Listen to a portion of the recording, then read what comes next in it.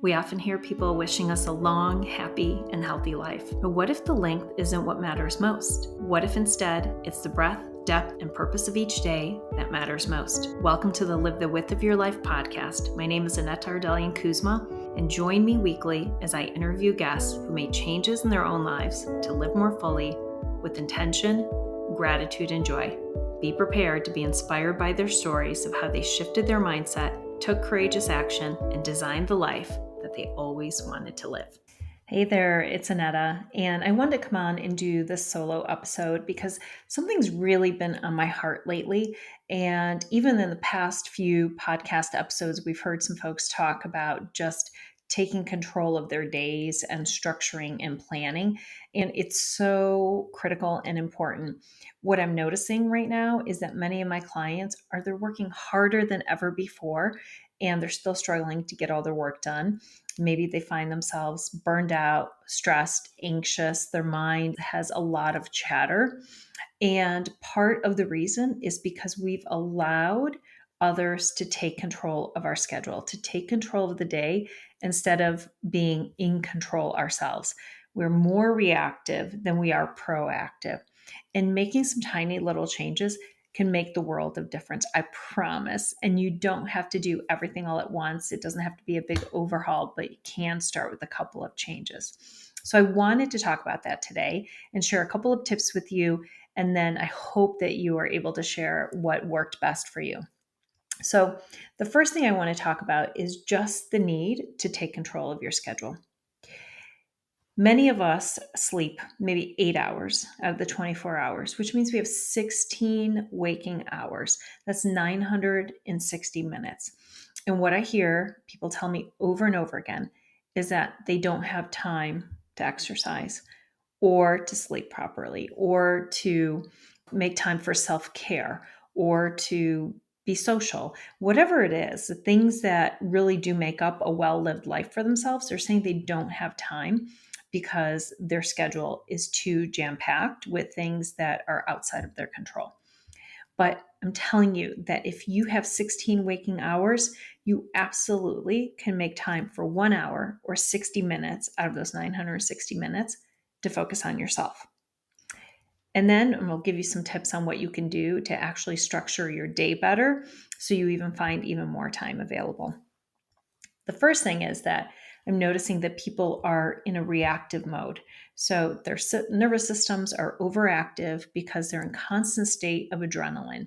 They're running from meeting to meeting. Maybe there's no breaks in between, and it's too hard to shift right now, especially on with Zoom calls or people working from home.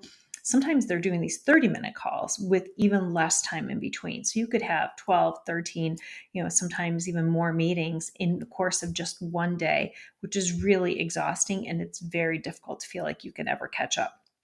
So the first thing I would say is it's really important to know what your life values are and then choose daily to align to those values. When we make choices daily that don't align to what we say is important to us, we feel out of balance. So for example, if we say that our family is important, but we don't have time to spend with family, it doesn't feel very good. Or if we say that our health is really important, but we don't have time to focus in on exercising or sleeping properly or eating nutritious foods, we're going to feel out of balance. So it's important to know what are your values and then making sure you make time for it. So one of the things that you can do is start with identifying what are the self-care things or things tied to your health and wellness that you enjoy.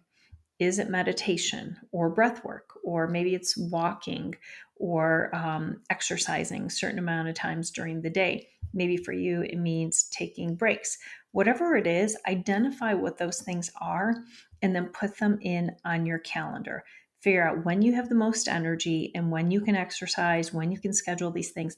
Put them on your calendar and just be accountable to yourself. So many of us would never break promises to other people, but we find it so much easier to do it to ourselves. So really try to stick and be committed to it, and then you can add more. Next thing is to do this in advance. So not the day of or the morning of, which is really too late. But if you could start to get into a cadence where you're doing this at least a week in advance, you'll feel so much better. So take a look at your calendar, Find time to be able to do this, move some things around. And even if you can't do it in this present week, look ahead and then decide what your new schedule is going to be. Know when your energy is the greatest. Block the time off for your self-care. Next thing I want you to do is to start your morning with an intention. So every morning when you wake up, focus in on a couple things that make you feel good. Take a little bit of time to look at your schedule, to reflect. Start with an intention and ask yourself, who do I need to be today? For myself, for my team at work, for my family, for my friends. How do I want to show up? And then take a look at your schedule and say, am I setting myself up for success or failure? Will I be able to fulfill on these things? What are my priorities today? Do I feel prepared? And if not, try to start making some of those changes. And once again, it's going to be hard to start right now, especially if your day's all jam-packed, but you can start looking forward and do it then. Take a look at your to-do list. Many people have this long to-do list instead of a priorities list. So instead of making a list of 30 things, 20 things that you need to get done today, or you need to get done at some point, and then you hope you get as many things done as possible, focus in on 2 or 3 priorities for the day. What are the things that you absolutely want to focus on to get done or to make some progress in? And then have some of those other lists that are maybe tasks or things that are a bit more tactical that you can work on as well. But focus on the priorities and then give yourself enough time on the calendar when you're actually going to work on them.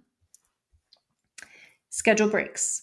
Take a look throughout the day, and even if it's just a couple minutes, if it's a mindful minute, give yourself some breaks to stretch your legs, to stand up, to go get some water, to get some food, to be able to stretch, to whatever it is that you need that gives you a moment to just rest and renew and refresh is so important. At the end of the day, make a clean break at the end of the day. Shut down, close the door, put your devices away. And then take a couple moments just in reflection and take a look and say, how do I feel today? How did the day go? Was I able to focus in on the priorities? How did I show up? Did I fulfill on that intention that I set for myself? And then be able to self-identify what worked, what didn't, and then decide how you're going to show up differently tomorrow so that you do feel even more successful or have more energy or feel more focused, whatever the goal was for you.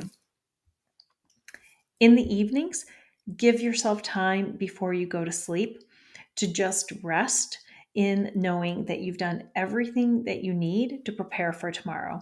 If you need to look at your schedule again, or maybe you need to write something down before you go to sleep so you don't have to worry about it, that's a great thing to do. And then really create some good nighttime rituals so you're sleeping well.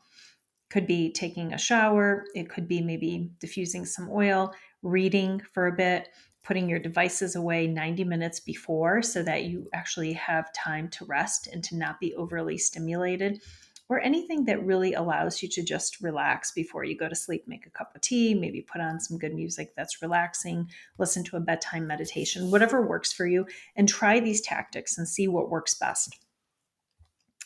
And this is one of my favorite ones that really has worked well with clients. At the end of the week, on Friday, spend some time in reflection and looking ahead. What I found with many of my clients is that they would start to get stressed on Sunday afternoons or Sunday evenings because they knew Monday was coming along. They weren't sure what the week was going to hold. And so instead, I suggested that people start doing this on Friday. So take a look at Friday afternoon, block some time off. Hopefully you're not meeting, going into the weekend with too many people. And just say what worked well. And it doesn't have to take a long time. Just what worked well, what priorities was I able to make traction on, how did I show up for myself, for my family, for my team at work, etc. And then also look at the week ahead. Make a list of your priorities. What are my big rocks for the week? And then take a look at your schedule and see, do I have time to focus on these? Do I have enough time to focus on myself, to be the healthiest version of myself so I can show up and do the things that I want to do personally and professionally? And if you don't, you have time to schedule those things. And if you still want to look on Friday night, refresh yourself, refresh in your mind what you need to do for Monday, you have time to do it. But you can go into the weekend knowing that you're in such a great place and you don't have to worry anymore. for the week ahead. So finally, I just want to say the way we spend each day is the way we spend our life. And it can seem daunting and overwhelming to start to make some of these changes, but it makes such a huge difference. So the first step I would say is to identify whether you like to use a paper planner, which is actually what I use. I still use a paper planner. I love the one that I use. It's a high performance planner. It gives me time to reflect in the morning and in the evening. I'm able to schedule everything throughout the day. I have a week view, a month view. There are also some digital or hybrid planners. There's something called a Rocketbook, which one of my clients is using, that you actually can write and then you can erase it, but you can take a picture of it and upload it. There's a QR code and upload it to your OneNote or to your calendar. There are also other digital tablets that do something very similar. So investigate what would work best for you. But it really, for most people, it requires more than just using your calendar, digital calendar, to be able to do the priority and the focus and the reflection, et cetera, which is really important. And then make a list of the things that you want to add in once you are efficient with your time and with your schedule. What's going to bring you joy? We need to add in more joy in our life. When I ask people what their state of joy is, sometimes I get people laugh, or they might say, not really joyful right now. It doesn't have to be that way. Make a list of the things that bring you joy. And I always say start with the basic stuff. Maybe it's good coffee or having good chocolate on hand. Maybe it's being able to go out to a nice dinner or a meal with your loved one or with some friends. Maybe it's engaging with your friends at least once a week, or having a couple of trips planned throughout the year, something to look forward to, or getting a new book. Whatever it is, it doesn't have to be expensive. It doesn't have to be time consuming. It doesn't have to be extravagant. It could be tiny little things. Make your list and then sprinkle them in throughout your day, throughout the week, throughout the month, throughout the year. You're going to feel so good when you're able to really take a part of these activities and then be able to celebrate them because they feel so good. And if you still think that time is a challenge, take a look and see how much time you're spending on your phone. Most of us are spending way more time than we are aware of. Set some time blocks, maybe turn your notifications off, which is something I do. Do not disturb when I'm working, and give yourself time to really work without any distractions so you could focus and you have more clarity. This will start to free up some more time as well. And remember, you are in control unless you believe that you're not. And the first step is choosing to be in control, to make some of these changes. You could start today, start small. You just have to begin. I'm very curious what you're going to try, and or if you've tried any of these things and you're loving them, please let me know. And if you found today's episode to be helpful, like it or review it and share it with a friend. And I hope to see you next week. Have an amazing day. Thank you for listening to today's episode. If you have lost your zest for life and wondering if there's more to life than this, I want you to know that there is. If you are tired of being burned out and overworked, I was there and now I want to help you. Download my free, easy to implement daily routines checklist to empower you to take control of your personal health and well-being and start to feel good again. Head out to my website for your copy, and I will see you next week.